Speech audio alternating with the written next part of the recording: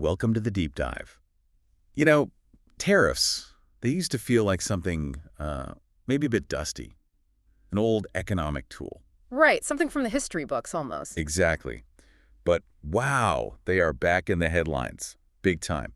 And it's not simple anymore, is it? It's become incredibly complex, really far-reaching. Absolutely, the landscape has changed dramatically. So today, that's what we're diving into, the very latest U.S. tariffs. Yeah. And we're going to focus specifically on these, well, pretty significant measures against Brazil that came out recently. It's definitely a key development to watch. Okay, so our mission here. Yeah. We've got a stack of sources, articles, research, expert takes, and we're going to unpack them, pull out the most important bits, the key insights. Trying to cut through the noise. Yeah, exactly. A shortcut for you so you can be genuinely well-informed on this, frankly, intricate subject. We'll cover what tariffs actually are, Right. how these new policies are working, the impacts on countries like Brazil. And those wider ripple effects, right? Global supply chains and how it hits you, the consumer. Couldn't have said it better. Let's jump in. So to kick us off, let's get back to basics for just a second. When we say tariff, what exactly is that? Okay, so at its core, a tariff is basically a tax. A tax the government puts on goods that are imported into the country. Right, a tax on imports. But here's the key thing, and it trips people up. The company importing the goods pays the government, sure, but where does that money usually come from? From the price they charge us. Exactly. It almost always becomes a kind of hidden tax on you, the consumer. It gets baked into the price you pay. You won't see tariff on your receipt, but believe me, it's in there. Ah, okay, so it's not transparent. Not usually. And it gets really complicated today because of, global value chains. That one product you buy, it might have parts, materials from like 5, 10 different countries. Wow, so it's way more tangled than just a simple tax on, say, a finished car arriving at the port. Oh, much more. It's deeply woven into this huge global web of how things get made. And that makes it a powerful tool, not just about economics anymore. That makes sense. Yeah, and while tariffs aren't new, they've been around since before the U.S. Constitution.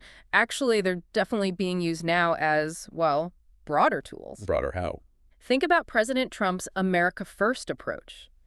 It uses tariffs and taxes on trade partners, not just trying to help the U.S. economy directly, but also as leverage to negotiate actions from other governments. Like bargaining chips? Kinda, yeah. Often focused on economic competition, too, like the whole dynamic with China, especially their influence in Latin America. That's a big backdrop here. Okay, that context is really helpful.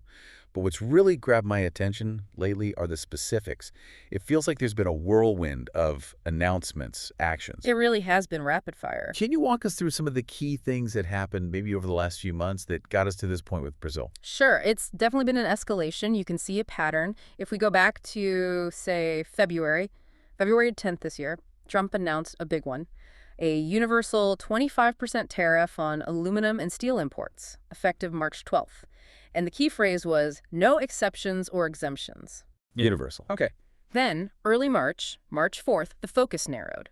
A 25% tariff on imports from Canada and Mexico actually went into effect. And immediately, you heard threats of retaliation. Right, our closest neighbors. But then, interestingly, just 2 days later, March 6th, those tariffs, the ones under the USMCA trade deal, they were paused, put on hold until April 2nd. And the report said the discussions involved immigration and fentanyl issues, too. So, linking trade to other issues. Exactly. Then the policy net widened again. March 24th, an executive order. 25% tariffs on all goods coming from countries that import Venezuelan oil, starting April 2nd. Wow, that's a broad category. And then March 26th, another announcement. 25% tariffs on imported cars and key auto parts. That was set for April 3rd. Though there was a mechanism mentioned to stop tariffs stacking on top of each other and a carve-out for cars compliant with the USMCA. Okay, so cars too. It kept expanding. It did. Then, in early April, on April 2nd, Trump announced rates for these global reciprocal tariffs. He talked about a 10% baseline, but much higher rates for some countries, like Vietnam was mentioned at 46%, Indonesia at 32%. He called it Liberation Day. Liberation Day. That was the term used, yes. But those higher reciprocal rates, they kind of stalled. By April 9th, it seemed most countries, except China, were facing the baseline 10% for a 90-day period. So a bit of a pullback there, perhaps. Interesting. A lot of back and forth. And then a legal challenge. Late May, the U.S. Court of International Trade actually blocked most of these tariffs, the ones using the International Emergency Economic Powers Act. The court said the president exceeded his authority. So a legal roadblock? Temporarily, at least. A federal appeals court quickly put a pause on that block, so the tariffs stayed in effect while the legal fight continues. Got it. So the uncertainty continues. Definitely. And the pressure kept mounting. June 4th, those aluminum and steel tariffs we talked about, they were increased to 50% for several countries, including Argentina, Brazil, Canada, and Mexico. 50%. Wow. Yeah, a big jump. And then, just before the big Brazil news, on June 30th, Canada actually rescinded its digital service tax. Reports suggested this was after pressure from the Trump administration. It shows how these tariffs are often used as leverage on other, seemingly unrelated issues. Right, like the earlier Mexico-Canada pause. Exactly. And that brings us right up to July 9th. President Trump announces this sweeping 50% tariff on all imports from Brazil, effective August 1st. 50% on everything from Brazil. That's huge. It is. And the reasons given were quite different this time, not just economics. The announcement cited grave injustices and specifically mentioned the prosecution of former Brazilian President Jair Bolsonaro, Oh, wow. alleged attacks on free elections in Brazil, and also violations of Americans' free speech rights. That last one seems related to the Brazilian Supreme Court regulating U.S. social media platforms. So, very political reasons cited. Very. And what makes it even more striking is that the U.S. actually ran a trade surplus with Brazil in 2024. About $7.4 billion. We exported more to them than we imported. So it's not about a trade deficit in this case. Doesn't appear to be, based on the numbers and the stated reasons. And alongside the tariff, Trump directed the U.S. Trade Representative to launch a Section 301 investigation into Brazil's trade practices. That's a powerful tool the USTR has, and he warned Brazil not to retaliate with their own tariff increases. So Brazil is really, truly in the spotlight now. With this massive 50% tariff, how are they reacting? Especially given those non-economic reasons you mentioned. Well, Brazil didn't wait long to signal its response. Even back on April 4th, their lower house of Congress, the Chamber of Deputies, approved a bill. And this bill basically gives the government power to retaliate against countries that impose trade barriers. Retaliate how? It explicitly allows them to raise their own import taxes and also to suspend trade or investment concessions they've granted. This was actually a pretty big shift for Brazil. Their previous laws were more aligned with WTO principles, which generally frown on targeting specific nations like this. So they laid the groundwork early. Seems like it. Now, the current Lula administration, they're also pursuing diplomatic channels, trying to consult with the Trump administration. But Brazil's Ministry of Foreign Affairs was pretty sharp in its criticism. They called Trump's decision a violation of U.S. commitments to the WTO, and they're looking into filing a formal complaint there. A WTO challenge. Potentially, yes. And you had Brazil's Vice President, Gerardo Alckmin, state it very plainly. He said, "I see no reason to increase tariffs on Brazil. Brazil is not a problem for the United States. It's important to reiterate." Okay, so a mix of legislative readiness and diplomatic pushback. But what does this actually mean on the ground? For the stuff Brazil sends here, things you might actually encounter. Right, the tangible impacts. Well, Brazil sent about $12 billion worth of agricultural products to the U.S. last year. That includes things like forest products, coffee, beef, orange juice. Quite a range. Okay, let's take coffee. I think many of us interact with that daily. Absolutely. Brazil is the world's biggest coffee producer and exporter. They supply about 32% of all U.S. coffee imports. Now, the current 10% reciprocal tariff on their Arabica coffee beans, it's actually similar to the tariffs on beans from Colombia or Honduras. So maybe not a huge hit there initially. For Arabica, maybe not drastically different from competitors, but here's a twist. Brazil might actually gain market share for Robusta coffee. Why? Because other big Robusta producers, like Vietnam and Indonesia, are facing much higher tariffs, remember? 46% and 32% respectively. So it could shift the market within coffee types. Could do. The bigger worry for coffee, though, is probably the U.S. consumer reaction. If prices go up at your local coffee shop or for the beans you buy at the grocery store, how will people respond? Good point. And the industry must be watching closely. For sure. The U.S. coffee industry often points out that every dollar of imported green coffee generates something like $43 for the U.S. economy. Roasting, packaging, retail, cafes supporting over 2 million jobs. They argue the value is added here. Okay, what about beef? Brazil's a major beef exporter too, right? Huge. The U.S. was actually their second biggest customer last year. Shipments jumped 65%. Now that 10% reciprocal tariff, it's unlikely to hurt their competitiveness much, at least in the short term. Why not? Mainly because the U.S. cattle herd is at its lowest point in decades. We're relying more on imports. Lately, it's been like 10, 15% of what we consume. And Brazilian beef, already faces a hefty 26.4% tax if imports go above their annual quota of 65,000 tons. So they're used to dealing with some level of taxes already. Exactly. And there's even a scenario where Brazil could benefit. If Trump's tariffs spark bigger trade fights with, say, China, maybe U.S. consumers shift towards more affordable options like Brazilian beef. Interesting possibility. Okay, but you mentioned orange juice too. How's that looking? Orange juice might be a different story. Almost 40% of Brazil's OJ exports come to the U.S. That's a big chunk. The estimate is that these new tariffs could cost Brazilian exporters about $100 million a year. That's on top of the $86 million they already pay in existing tariffs. Ouch.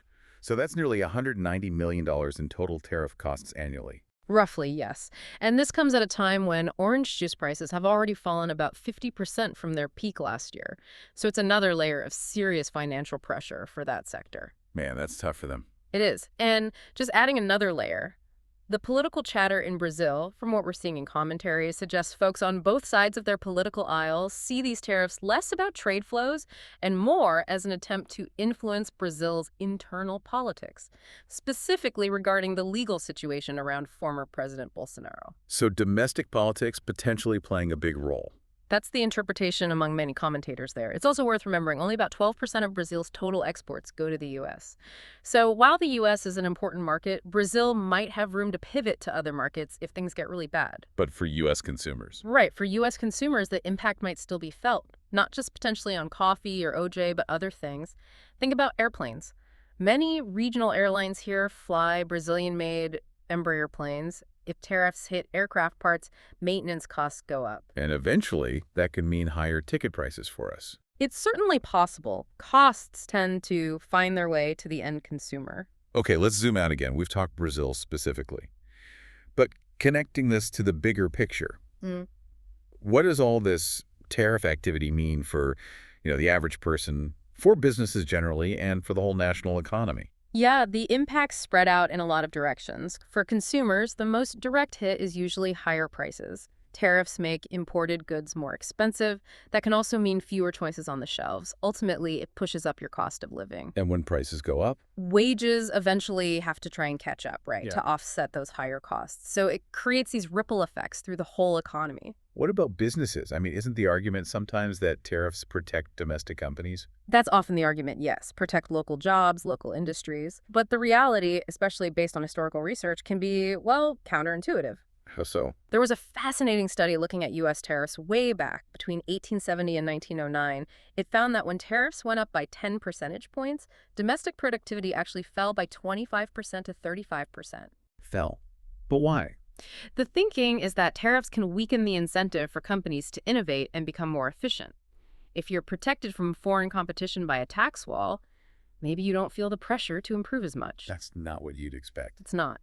And here's another crucial insight. Many U.S. jobs, even high-skilled ones like design and engineering, they indirectly depend on manufacturing that happens overseas. So tariffs don't just hurt foreign factories. They can ripple back and affect jobs right here, even if those jobs aren't on an assembly line. So the interconnectedness is key. What about the overall national economy? Well, we've seen from past events, like the big surge in imports from China around the 1990s, that the negative impacts, job losses, wage stagnation, tend to hit certain communities really hard. Usually places that were already vulnerable, maybe with higher unemployment or fewer college grads. The social safety nets often weren't enough to cushion that blow effectively. So the pain isn't spread evenly. Not at all. And tariffs can also lead to companies trying to get around them. You see, investment shifting companies might build factories or assembly plants in countries not hit by the tariffs. It becomes a kind of shell game to avoid the duties. President Trump's stated goal with the wall of tariffs is the opposite, to force industries to come back to the U.S. But there's always the risk of unintended consequences, right? Always. Let's take food production, a really clear example. We grow a lot of food in the U.S., obviously, but that sector isn't immune to tariffs. Okay. Think about the inputs. Farm machinery, tractors, combines, fertilizers, even seeds. A lot of that stuff, or the components for it, comes from countries that might be involved in these tariff escalations. Ah, right. The tools and materials needed to grow the food. Exactly. So if the cost of those inputs goes up significantly because of tariffs, guess what happens to food prices for you at the grocery store? They go up too. Hits the wallet directly. Hits your wallet directly. It shows how interconnected everything is, even in sectors you might think are mostly domestic. Okay, so we've got the direct impacts, the business impacts, the unintended consequences, but none of this happens in a vacuum, like you said. Hmm. How do these tariffs play out in the incredibly complex global supply chains that bring us almost everything? And where does international trade law fit in, or does it? Right. So a supply chain, fundamentally, it's just that series of links that turns raw materials into a finished product you can buy. Companies spend decades optimizing these chains, sourcing parts and labor globally to get the best cost and quality. Finding the cheapest, most efficient way. Pretty much. Tariffs throw a huge wrench into that. They just blow up the cost calculations. So companies face these really tough choices. Do we just eat the cost of the tariff, which hurts profits? Do we try to find suppliers in a different country not hit by the tariff? Which might take time and might not be as good or cheap. Exactly. Or do we try to make the component ourselves in-house? Or maybe even make huge long-term changes to the product itself, using different technology or materials altogether to avoid the tariffed component. That sounds incredibly disruptive. It is. One trade specialist I was reading described navigating these new tariffs like trying to build a jigsaw puzzle blindfolded.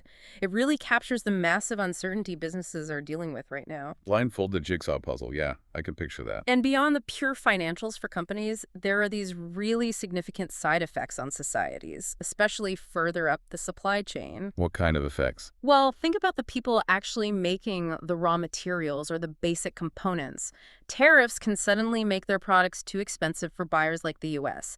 That can lead to factories closing, people losing their livelihoods. Especially in developing countries. Exactly. It can be particularly dangerous for what some analysts call fledgling democracies, countries that might specialize in lower-end commodities like semi-finished metals and don't have strong social safety nets. If they lose market access because of tariffs, it can destabilize things very quickly, potentially leading to more conflict, more instability. Wow, so the ripple effects go way beyond economics. Way beyond. Now, businesses are reacting. We're seeing companies trying to build up bigger inventories, buffer stocks just in case. Others are actively looking for or even building new manufacturing sites, like Chinese companies setting up more production in places like Vietnam specifically to get around U.S. tariffs on goods shipped directly from China. The shell game again? Pretty much.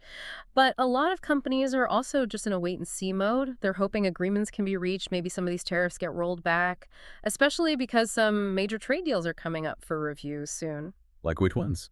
Well, the USMCA, the U.S.-Mexico-Canada agreement that's due for review in 2026, and the African Growth and Opportunity Act, AGOA, that actually expires this September. So some of this tariff jostling might be partly about gaining leverage for those upcoming negotiations.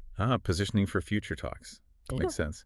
So how does the official rulebook international trade law, the WTO, how does that fit into this picture? Well, fundamentally, these global supply chains operate within a framework of trade rules set by countries. The big player, historically, has been the World Trade Organization, the WTO. It grew out of an older agreement from 1947 called GATT, the General Agreement on Tariffs and Trade. And the WTO's goal was? Primarily to liberalize global trade, to gradually bring down import tariffs across the board and create a stable, predictable, multilateral system, so everyone plays by roughly the same rules. And how does it try to achieve that? There are a couple of key principles. One is bound tariffs. These are basically maximum tariff ceilings that each WTO member agrees to.